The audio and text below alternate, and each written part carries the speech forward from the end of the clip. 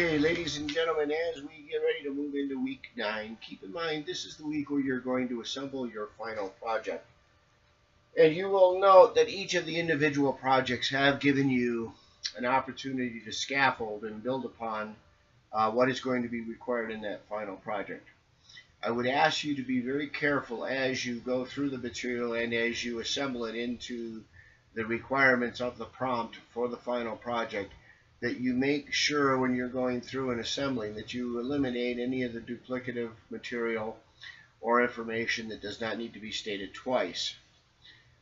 Please make sure that you do use the prompt and the outline and cover all the elements contained in that prompt and element. Now, being the first time that I have taught this class, there are some observations that I want to make relative to your work. And first and foremost is that many of you aren't quite comprehending the difference between a theory, a model, a strategy. So we're going to take a look at how these all play together. And models and theories are actually interrelated terms.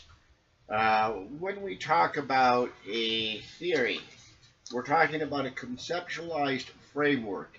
It is a generalized phenomena which is accepted by many people in society to explain how behavior occurs or how one models their behavior.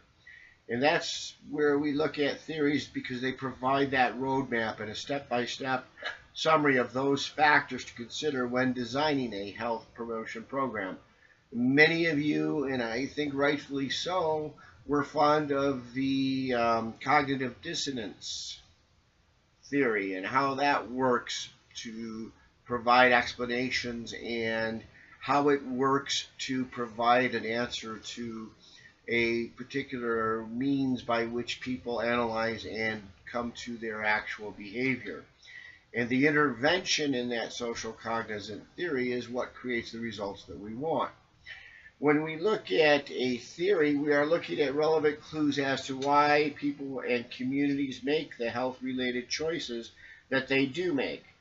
And we offer, through the theory and the analytical theories advanced, a systematic approach to understanding these situations and examining these relationships and predicting those outcomes that we want to happen to improve the health or prevent certain negative health behaviors.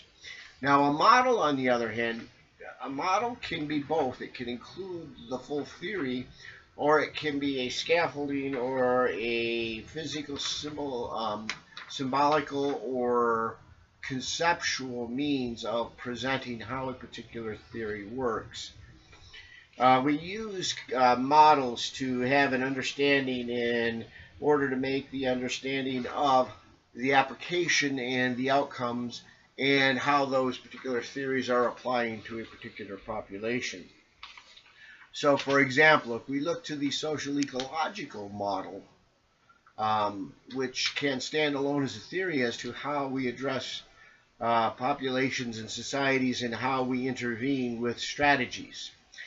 And we're going to look at strategies here very shortly. But one of the things that we want to keep in mind that when we're talking about theories and models is that the models can stand on their own, or the models are a representation of a particular theory and how that theory applies.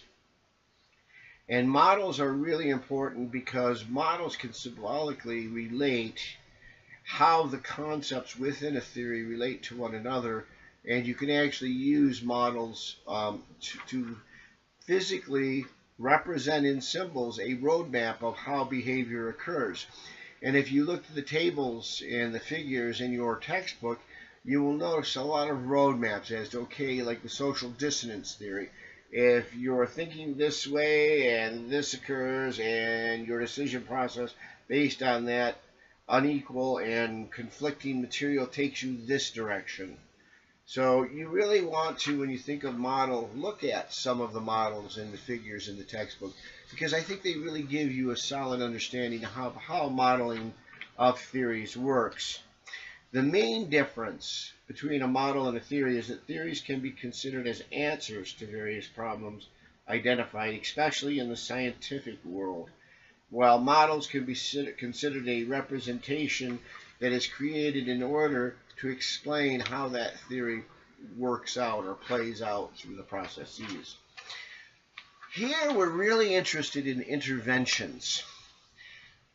Healthcare promotion and prevention is a series of interventions.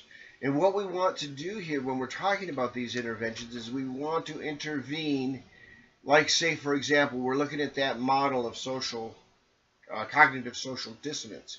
Where do we intervene in that map? Where do we create an opportunity to make change in society based on our particular intervention? So we define intervention as a specific set of actions that are designed to accomplish our specific desired goals and outcomes. Now, strategies are very important because strategies are the means and tools available to influence that behavior premised upon a theory or a model. As you will note in your text, we use this social cognitive dissonance theory. When we use a strategy, now we're looking at what means are we going to use to change this behavior. What is the mechanism that we're going to use in the intervention? And that is our strategy. And strategies can be an extensive ad campaign. Strategies can be intervening through specific programs like providing healthier food like we saw in the videotape at specific community levels. So those strategies and interventions are key to solving the problem. They are actually the grunt work. The theories and the models are telling us how we're going to get to that desired result. So you need to keep that in mind as you assess your programs and you analyze your programs.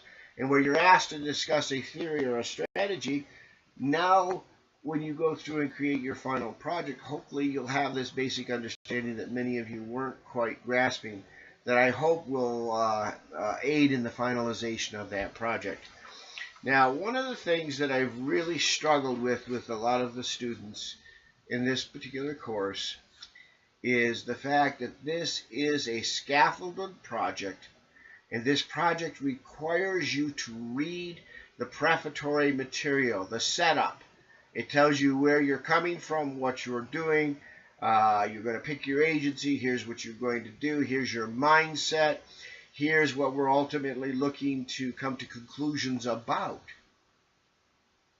So you need to, when you get to this final project, is you need to scaffold and build upon each of those concepts in the order that it is presented in the prompt.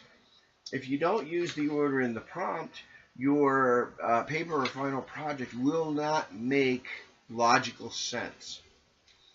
So when you go through, and if you go to the website, to the Blackboard site, and you go to the final project, it will have all of the sections that you are required to complete to finalize your project. Now again, a lot of the work you have prepared and presented and submitted for grades will be able to be plugged into this scaffolded outline for the final project. But make sure you get it in the right spot in the right logical order. So the prompt for this final project requires that you specifically address the following critical elements: the introduction and background of your healthcare prevention promotion program that you've chosen. It must be a program that is something that can provide you enough information and background that you can actually fully describe the program. You can find research and information relative to the success of the program. So it's very important that you describe the history of your selected organization's issue that they're addressing. So the public health issue is the first thing you're going to identify. And if you're going to the National Abstinence site for childhood abstinence from alcohol and drug abuse, then that would be the emphasis. Is the public health issue you are addressing is childhood consumption of alcohol and drugs. You need to describe the trends that affect your community relative to that particular health issue, and why is there a need for the community to address that issue. The second part of the introduction and background is you're going to look at the key social and behavioral risk factors. And we've discussed those, and you can find the risk factors actually outlined in a couple of spots. I really like the SCM model that the CDC has developed to describe what particular aspects of society, what particular aspects of one's culture, what specific aspects of the organization risk actually present themselves, and how you approach those risks based on those levels. There are risk factors that are associated with this public health issue, and how do these factors contribute to that public health issue? How do they affect society? And wherever you say, be sure to substantiate your response or your answer with evidence that you have research. Evidence is a key clue that you need research. To date, what programs or strategies have been employed to address this issue? So you're going to want to look at the various different organizations that have tried to address this. Provide specific examples. And then here's the part that's really going to affect how you approach this from this point forward. Of the programs or strategies identified above, to what extent do you feel they demonstrate consideration of the social and behavioral risk factors? This is what you're going to decide on. Which one do you think is doing the best? What are the successes or failures of the current programs?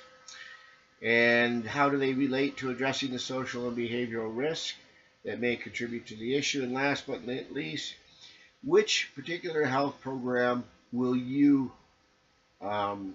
pick and examine for purposes of your final project? And then tell us why you're so interested in that particular program. Now, you may pick one if you're a student that likes a challenge. You may pick one, and the reason you may pick it is that you felt it was one that you saw the most room for improvement. Or you may pick it because it's the one that you felt was the most successful and made the biggest difference in society.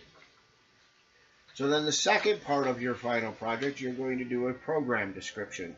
And you're going to describe your selected program, including the target population, the length of time the program has been in place, the entity that administers the program. So if it's National Abstinence Syndrome administered by the CDC, that's how you would identify that. How the program was implemented, administered, and communicated to the population, the strategy the program has used for addressing the public health issue, as well as the outcomes of the program. Consider as you respond that this information will be critical in order for you to be able to recommendations for improving that particular program. And then the next part is number 3, Roman numeral 3. Assess that program and analyze it. First, the program analysis. The first component, A, to what extent does the program use theoretical approaches to encourage social and behavioral change in the target population? And if the NAS, for example, is using cognitive dissonance as its means to adjust and intervene in behavior, discuss that.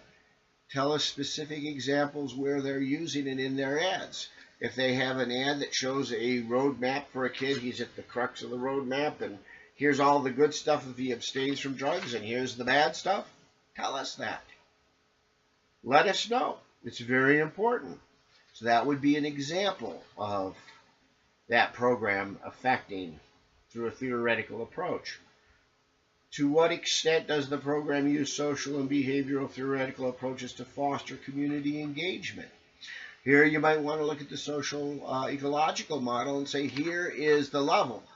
In this particular instance, if we're looking at food behaviors and we're talking about culture, are we talking about negative diets of the Western Mediterranean population with lots of pasta and meat and great stuff? Or are we talking about the social aspect of drinking, the organizational aspect of negative behavior, drinking in the workplace or smoking or anything of that nature? Would be a great way of providing a specific example.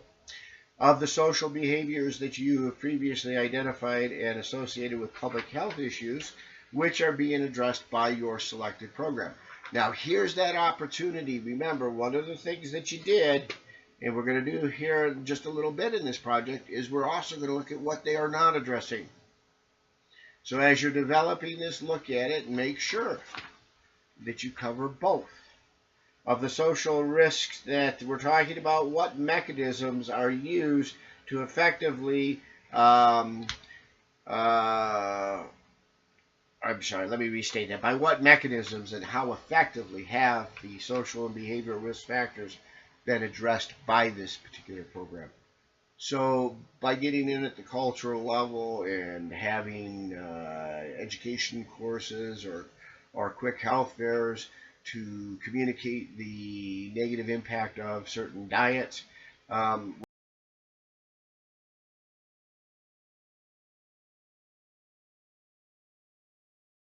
about the program's efficacy in meetings and its intended public health outcome.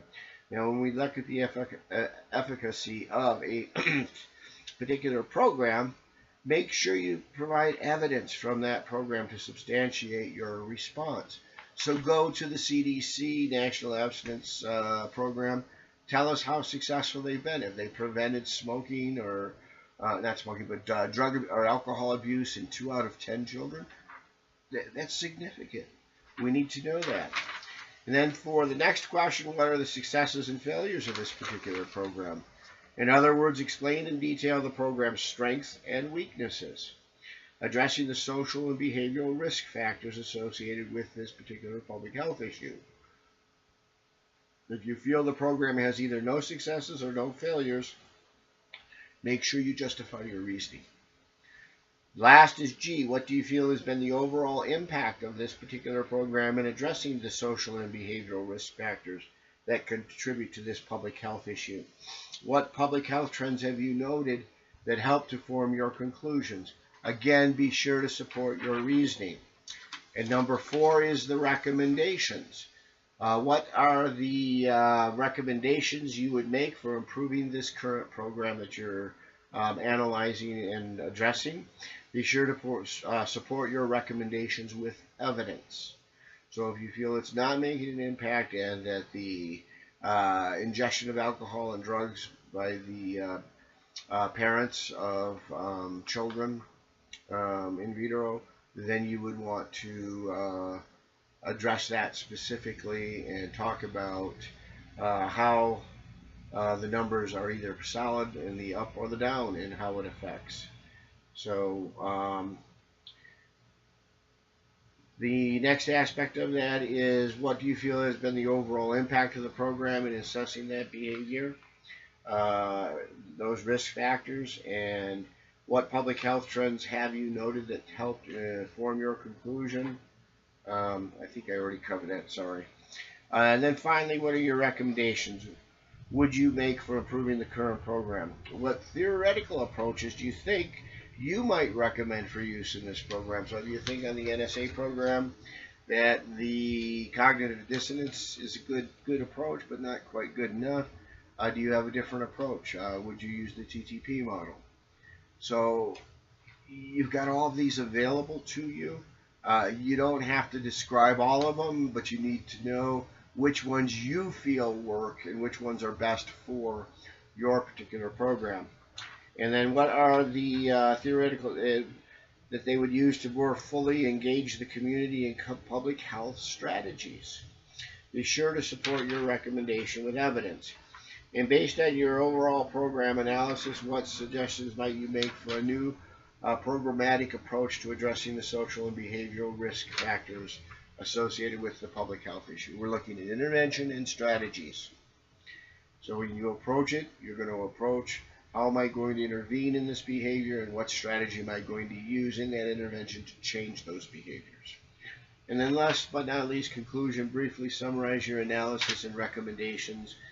And of course, on a conclusion, you're going to want to state what are your desired outcomes and what do you intend on successfully changing relative to these social risk factors and behaviors that you think will make a difference.